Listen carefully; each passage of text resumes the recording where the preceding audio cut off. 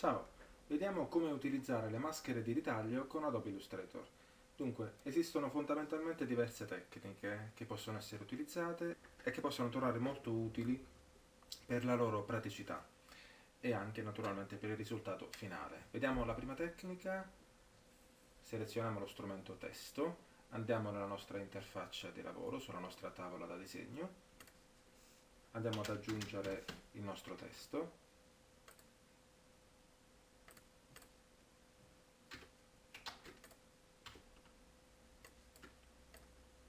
Ok, lo ridimensioniamo in modo da valorizzare visivamente la tecnica che stiamo adottando.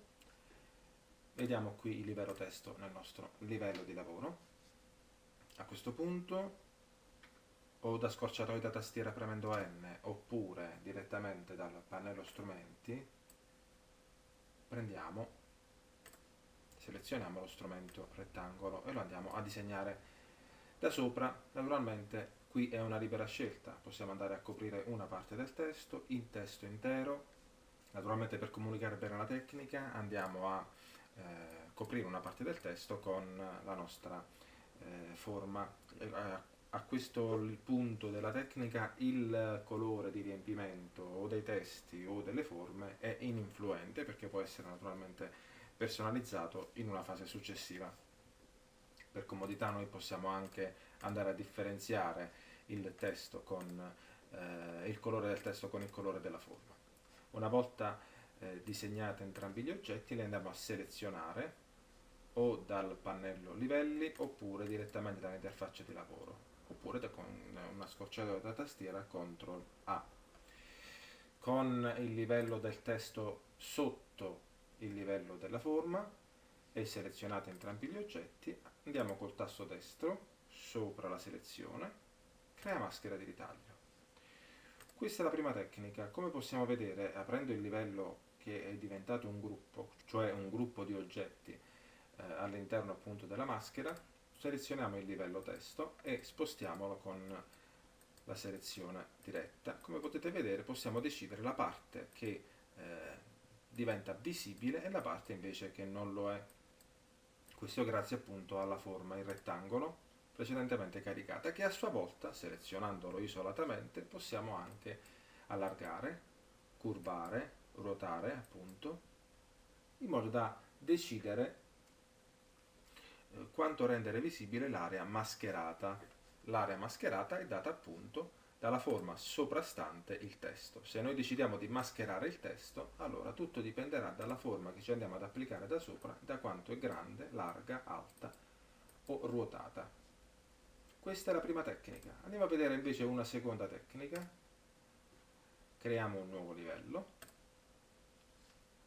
Andiamo a creare delle forme che possono essere per esempio una griglia di cerchi, quindi delle forme circolari, ellittiche, regolari o irregolari, possono essere forme infinite a seconda di quelle che sono le esigenze grafiche del momento. Questo ci serve solo come dimostrazione della potenzialità di questa seconda tecnica di applicazione della maschera di ritaglio con Illustrator. A questo punto con clic e alt andiamo a duplicare questo cerchio. Assicuriamoci dal pannello comandi di aver reso visibile le guide sensibili. Questo perché nel momento in cui andremo a duplicare, selezionare entrambe queste forme, a duplicarle sempre con alt e clic, appariranno appunto le equidistanze, in questo caso in rosa. Facciamo lo stesso discorso naturalmente anche per i gruppi di forme. Poi selezionandole tutte con shift e sempre il clic del mouse andiamo a ridimensionarle la grandezza. Sempre selezionandole tutte andiamo poi a duplicare in modo da rendere sempre più ricca la nostra griglia.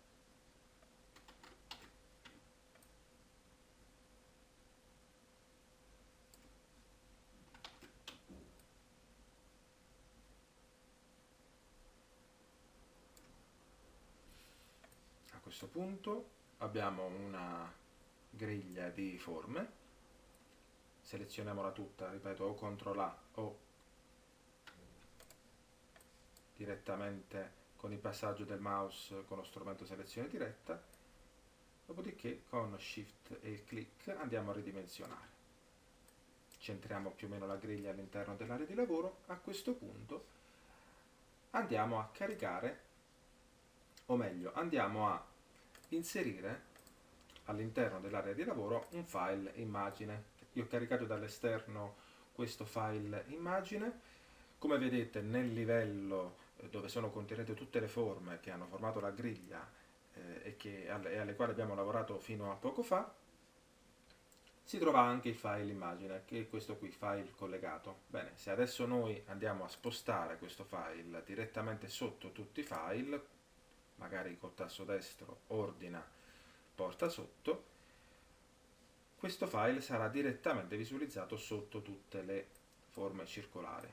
Ora andiamolo a ridimensionare esattamente magari in una posizione e in una grandezza che a noi fa comodo, soprattutto fa comodo per la tecnica che stiamo utilizzando, ecco magari qui centrale, dopodiché momentaneamente blocchiamo il file immagine in modo da non spostarlo durante i nostri accorgimenti verso le forme centrali. Con lo strumento selezione diretta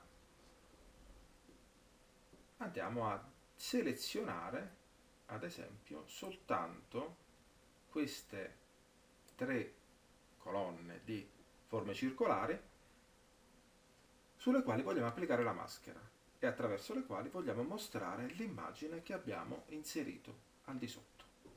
A questo punto dobbiamo fare un'operazione in più, cioè con le forme selezionate andiamo su oggetto, quindi pannello comandi sopra, quindi riga comandi sopra, oggetto,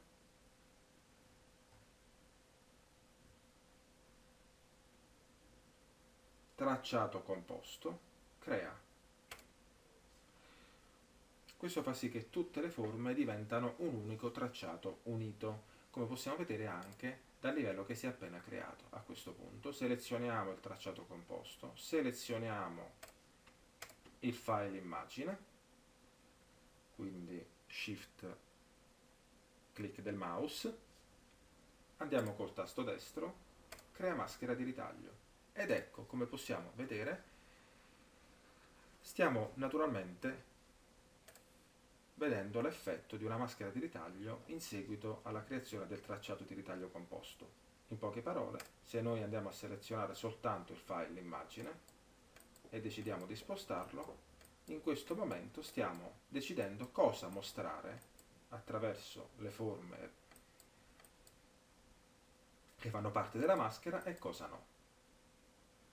Naturalmente se spostiamo l'immagine in basso vedremo soltanto una parte. La stessa cosa se spostiamo l'immagine in alto.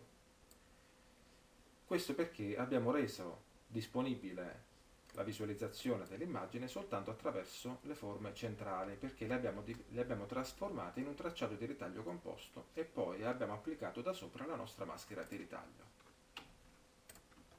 Queste due tecniche, sia quella con il testo, sia questa con le forme attraverso la creazione del tracciato di ritaglio composto, possono tornare molto utili nel momento in cui andiamo a realizzare un poster che sia tipografico o che abbia come elementi dominanti le immagini, in un modo accattivante e performante. Ciao, grazie e alla prossima!